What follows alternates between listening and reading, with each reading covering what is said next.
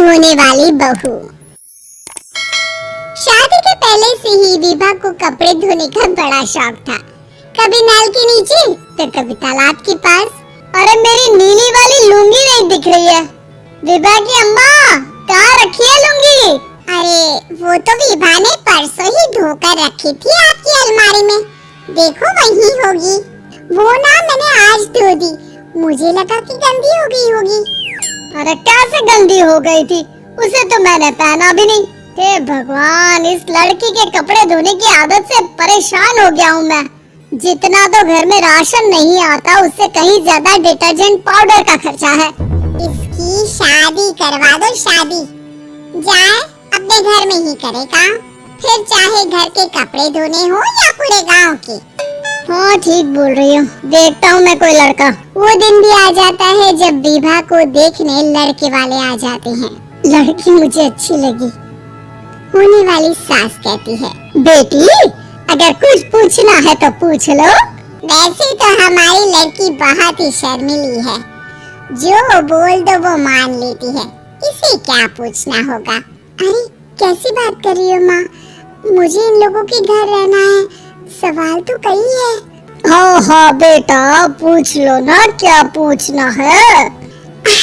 आप लोगों के घर कपड़े कौन धोता है?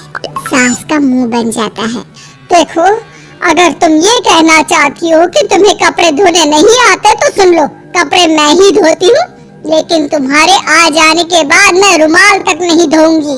अरे चुप रहना भाग्यवान, बहू बेचारी घर आई नहीं, उसे डराना शुरू कर दिया। वो क्या है ना बिटिया, अभी तक तो ये टल्लू की माँ ही धोती थी, लेकिन अब तुम्हारे पापा तो दहेज में वॉशिंग मशीन देंगे ही।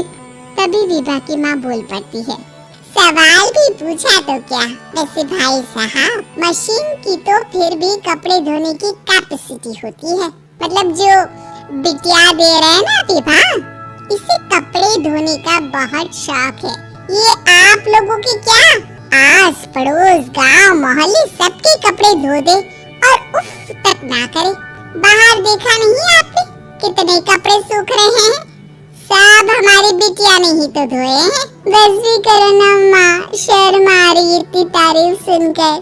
और तो और एक दाग निकाल कर दिखाओ तो मान जाओ। हाँ अच्छा माफ करना बेटा, मैंने गलत समझा, हमें तो रिश्ता बहुत पसंद है। और ऐसे जुड़ जाता है रिश्ता कपड़े धोने का शौक रखने वाली विभा का।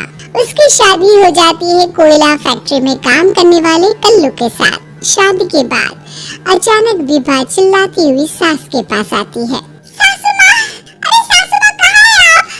ये तो धोखा है, धोखा दिया आप लोगों ने मुझे। इसे ससुर के चक्कर के बारे में पता चल गया। अरे तो उसमें तुझे क्यों धोखा मिला है? अरे नल में पानी नहीं आता, कपड़े कैसे कब धुलेंगे? अच्छा तो पानी नहीं आ रहा उसकी बात कर रही है? तो आपने क्या सोचा? कुछ नहीं। अच्छा तेरी माँ ने कहा था कि कपड़े धोने का शौक है तुझे, याद आया मुझे। शौक बोलकर कपड़े धोने वाले मेरे जुनून को कम ना आके सासू माँ, कपड़ा धोना मेरा गुरूर है। तभी पति भी वहाँ आ जाता है।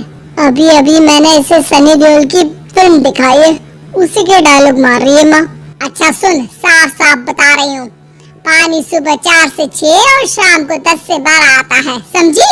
विभा टाइमिंग सुनकर हैरान हो जाती है। ये क्या भूतों का मोहल्ला है? सुबह 4 बजे उठकर कौन कपड़े धोता है? 4 बजे टंकी में पानी जाता है, फिर सारा दिन धोना ना, किसने मना किया? अरे कैसे बात कर रही है? 200 लीटर की टंकी में कितने कपड़े धो लूंगी मैं? सुबह ही उठ जाऊंगी मैं। अब क्या था, विभा सुबह 4 से लेकर रात के 12 बजे तक कपड़े ही धोती रहती। एक रोज सास पड़ोस से निकलकर कहीं जा रही होती है कि साथ वाली कहती है, हाँ कल्लू की माँ, जरा ये बताओ कि 2 साड़ी है, 2 ब्लाउज और एक पेटीकोट और एक नारे वाला लंबा कच्छा। हाँ तो अरे तो क्या कितना लोगी धुलाई ये बताओ? धोबन दिख रहे हैं हम क्या? हमारे पति सरकारी नौकरी से अभी रिटायर हुए हैं और बेटा सुपरवाइजर है कोयला फैक्ट्री में। धोबन समझ रखा है हमें। हाय रे कल्लू की अम्मा, माफ कर दो, वो तो मोहल्ले में यही सब बता रहे थे कि तुमने बहू को कपड़ा धुलवाने के काम में लगा दिया है। सास को पड़ोसन की बात सुनकर गुस्सा आ जाता है।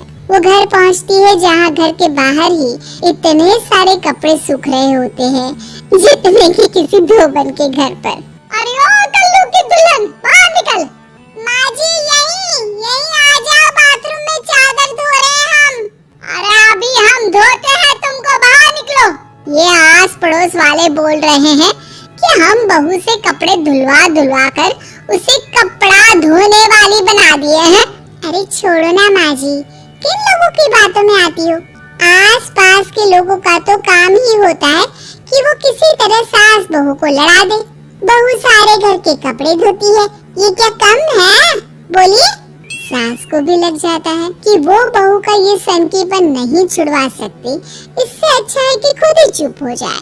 एक रोज सास और बहू मंदिर जाते हैं, जहाँ सास की साड़ी वहाँ खड़ी भीख मांगने वाले से मिलती है। माँ जी क्या बात है, आपकी साड़ी उस भिखारन से कितनी मिल रही है ना?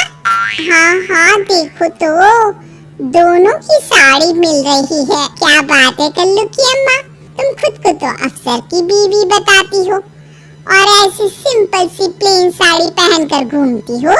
सिंपल और प्लेन नहीं है ये साड़ी, तो क्या सोने के धागे से फूल बने हैं? कुछ भी सासू माँ, कुछ भी। हाँ बने थे इस साड़ी में सोने के धागे से फूल। मेरे पति लेकर आए थे मद्रास से स्पेशली मेरे लिए 10,000 की। ताहे भाई साहब इस भिखारन के लिए भी सेम टू सेम साड़ी लेकर आए होंगे 10,000 की। सास उस वक्त कुछ नहीं कहती, लेकिन बहू के साथ घर आती है और अलमारी से एल्बम निकाल कर लाती है। ये साड़ी देख रही है, ये वही साड़ी है जिसे मैंने अभी पहना था। इस साड़ी में ये जो चमकदार फूल दिख रहे हैं ना, ये सोने के धागों से काटे गए हैं। लेकिन तू लोकल वॉशिंग मशीन ब्रश से घिस घिस कर सारे फूलों को निकाल कर साड़ी प्लेन कर दी। मुझे माफ कर दीजिए सासू माँ। और तो और जब मैंने तुझे तेरी गलती के लिए कुछ नहीं कहा, लेकिन तूने तो सबके सामने मेरा मजाक ही बना दिया। क्यों? बहू को समझ में आ जाता है कि अब से उसका कपड़े धोना बंद।